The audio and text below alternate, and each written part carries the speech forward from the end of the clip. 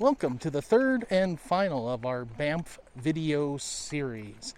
We are on the shores of beautiful Johnson Lake here in Banff National Park, Alberta, but we're not really here to see the lake. We are on the hunt for an abandoned cabin in the woods. Let's go check this out and I'll tell you the story when we get there. So our little hike slash walk slash expedition starts here on the south side of Johnson Lake through the trees and along the shoreline. This is a dog friendly hike as long as your dog remains on leash and you clean up after them. So the trail has now left the shoreline and has climbed up the escarpment above the lake, which you can see down there through the trees. And we're now basically kind of following along this power pole cut line slash utility right of way. From what I've been told, even though this loop around Johnson Lake is a very popular hiking trail, a lot of people don't even know this cabin exists because it's somewhat difficult to spot unless you're looking for it. Thanks to the miracle of geocaching, I don't need to look too hard because I have exact coordinates for it in the GPS.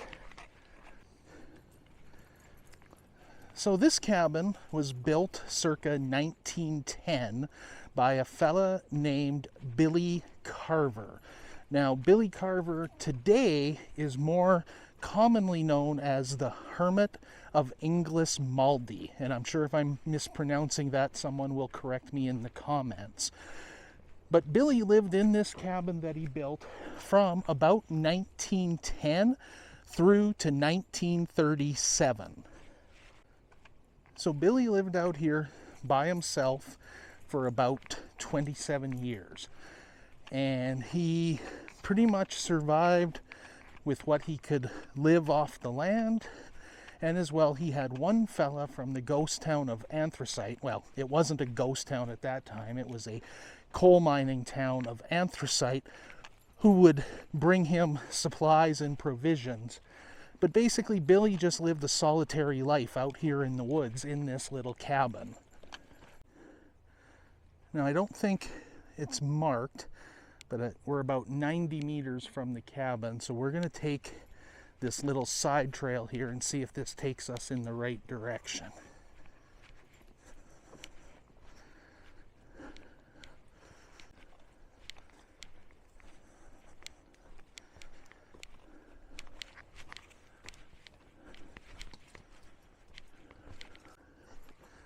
I just got my first glimpse of it back here in the bush. I don't know if you'll be able to see it on camera yet, but we're getting close. And it looks like we have the entire place to ourselves to check out.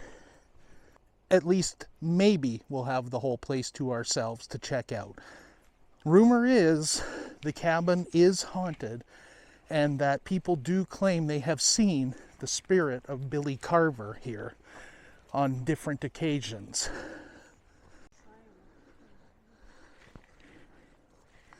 And here you go. A good look at Billy's cabin. Still in remarkably good condition, having been abandoned for, I don't know, 90 some years, 88 years, something like that. I don't know. You do the math. I don't have a calculator, and I'm more interested in the cabin than the, details. Now, if I remember my history on this place, this original section was built in 1910, and then Billy eventually added on this other section here. You can see the roof is a little bit higher. This section was a later addition to the cabin. Protected resource.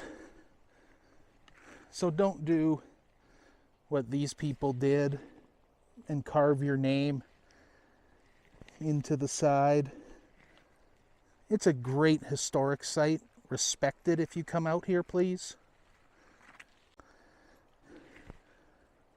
So now, of course, the only thing left to do is to check out the inside. I should have brought my non-sunglasses, but hey, Billy, is it all right if I come in? Oh, yeah. It's a very low ceiling. Backpack caught on the doorway as I came in. Not much inside here.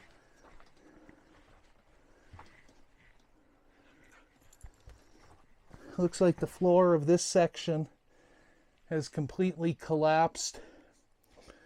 Hole in the back wall there. Hole in that wall there. So yeah, this is where Billy lived for almost 30 years, completely on his own.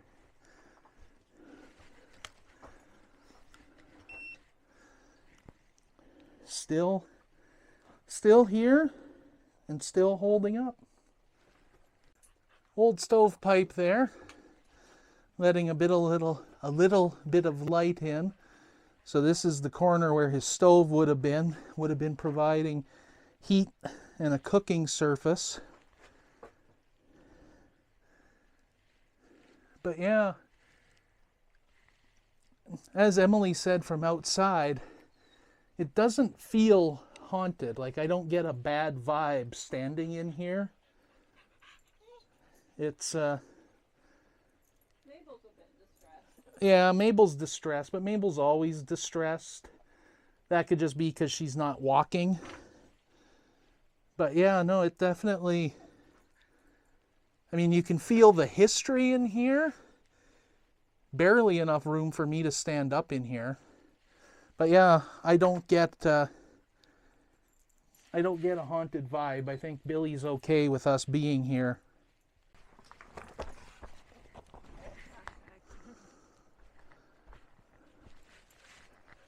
Here's the view of outside of those two holes we were looking at. So kind of a bit of a dugout basement there where the floor has since collapsed.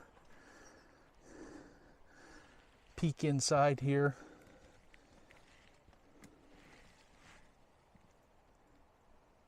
I don't see any evidence of Billy, but maybe the camera might pick up something that we don't see. You never know. As you know, Billy lived here till 1937. Well, what happened in 1937 that brought an end to his time here? Well, it's pretty simple. Two teenage boys were apparently out wandering in the woods and stumbled across the cabin, and they found Billy here, and he was apparently in pretty ill health at that point and quite sick. So the boys went into town, notified the appropriate authorities, and the authorities came out here and essentially rescued Billy and took him into town. And Billy died shortly thereafter. Now, the authorities did do some investigation into Billy's background to try and determine if there was a reason he was living out here as the Hermit of Inglismaldie. Was he on the run from something, hiding from some crimes he had committed? They never found any evidence whatsoever that Billy was hiding for any particular reason. He just preferred to live a life of solitude. And it's hard to fault the guy. You look out here, you're surrounded by these beautiful trees. You're just steps away from a beautiful lake that I can actually just see through those trees. Yeah, it would be a pretty peaceful and good life out here for you if you were the outdoorsy type. Now, I wanted to bookend the story with finding Billy Carver's grave, but I only had time to do a little bit of online research, and that research did not yield a whole lot. I found one reference to him dying in Gleesham, Not sure how he would have ended up there. And I also found another reference to him being buried in the old Banff Cemetery, which makes a little bit more sense. But I couldn't find any record of where his grave is located in the old Banff Cemetery. So unlike we were doing with the Craigellachie Kid and Sam of Sam's Saloon, we don't get to wrap this video up by showing you Billy's final resting place. So we'll just show you his final home instead. So not sure if I showed you some of the stuff outside here, but if my shadow stops blocking it, there's Billy's stove from inside. Some random tin and things. There's an old bucket, an old pan of some sort. A few other random bits of metal and things left out here. Some of it's identifiable, most of it is not. And I'll just get you a shot of the cabin from this side. Can't really see it through the trees that well.